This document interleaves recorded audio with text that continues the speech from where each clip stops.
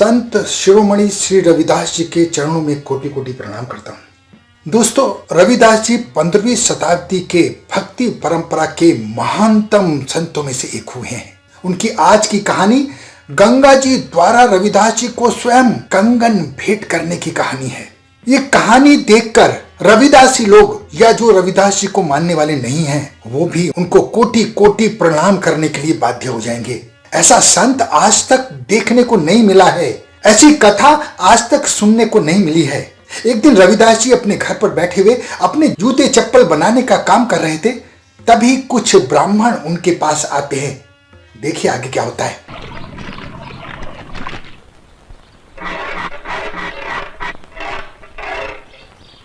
ए, सुनो, हमारी जूती टूट गई है, क्या तुम इसे ठीक कर दोगे? हाँ हाँ शास्त्री जी, क्यों नहीं। अरे यही तो मेरा काम है। लाइए, दे दीजिए।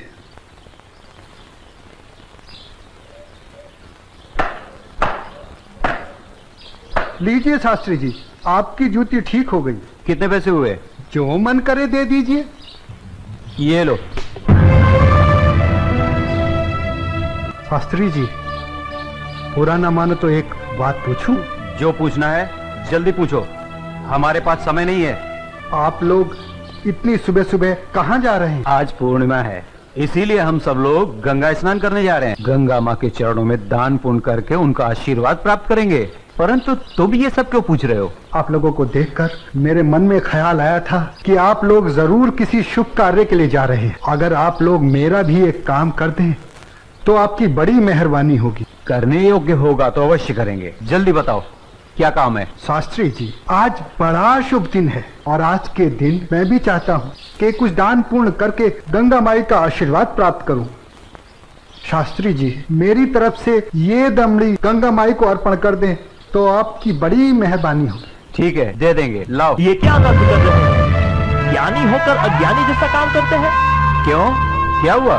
राम राम, आंखें होते हुए भी अंधों जैसी बात कर रहे हैं। ये छोटी जाति से है, अगर इसकी छुई हुई दमड़ी आपने छू ली तो आप भी अपवित्र हो जाएंगे। गंगा जी में डुबकी लगाने के बाद भी पवित्र नहीं हो पाएंगे। राम राम राम राम। हाँ, तुम ठीक कह रहे हो। सुनो, तुम अपनी दमड़ी इस पत्थर पर रख दो। जैसी आपकी आज्ञा। ओम अपवित्राय पवित्राय नमः। हाँ, अब ठीक है, अब आप इसे छू सकते हैं। ठीक है, चलो। शास्त्री जी, एक प्रार्थना और थी। आप क्या है? शास्त्री जी, अगर गंगा माई स्वयं हाथ बढ़ाकर मेरी ये भेंट स्वीकार करें तभी दीजिएगा, अन्यथा मत दीजिएगा। अगर स्वीकार करें तो बोल दीजिएगा ये तेरे भक्त रविदास ने भेजी है। ठीक है भाई, हम ऐसा ही कर देंगे। चलो चलो चलो, चलो।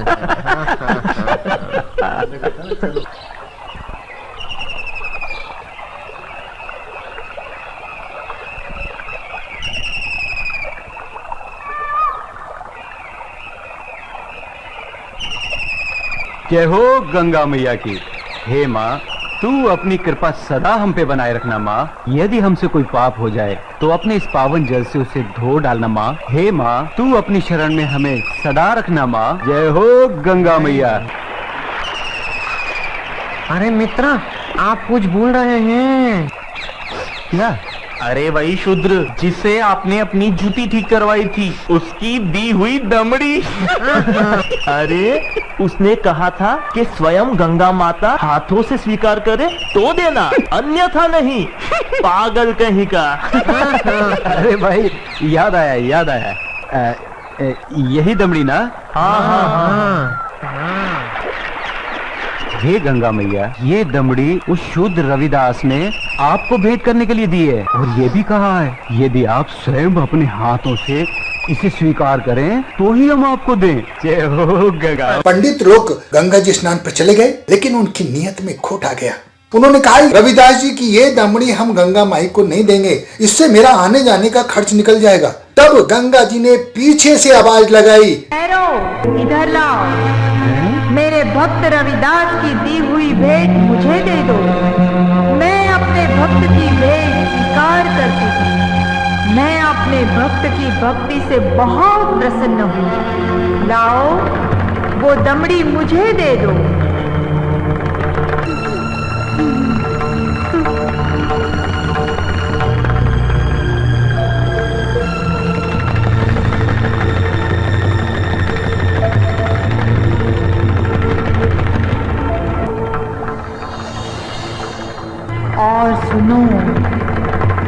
कंगन मेरी ओर से मेरे भक्त को दे देना और कहना मैंने उसकी भेंट स्वीकार कर ली।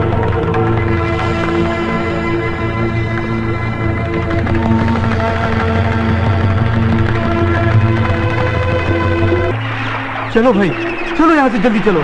ये मुझे लगता है ये जरूर उस शूद्र का फैलाया हुआ कोई माया जाल है। चलो।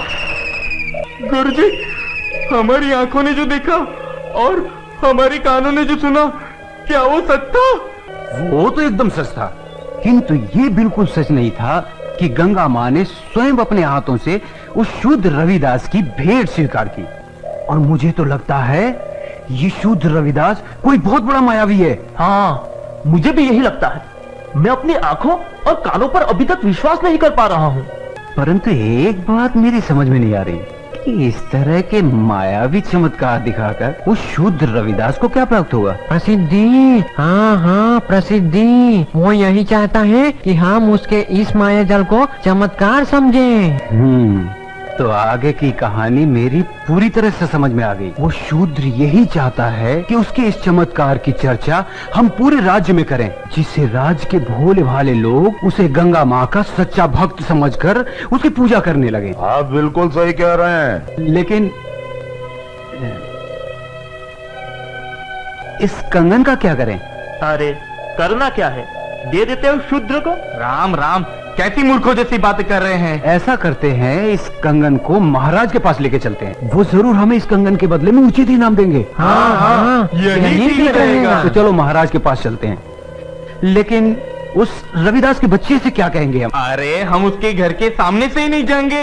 हाँ, बिल्कुल ठीक है। और वो इतना अंतर्यामी तो है नहीं। अरे उससे तो पता भी नहीं चलेगा कि गंगा माँ ने उससे देने के लिए कोई कंगन दिया भी है या नहीं।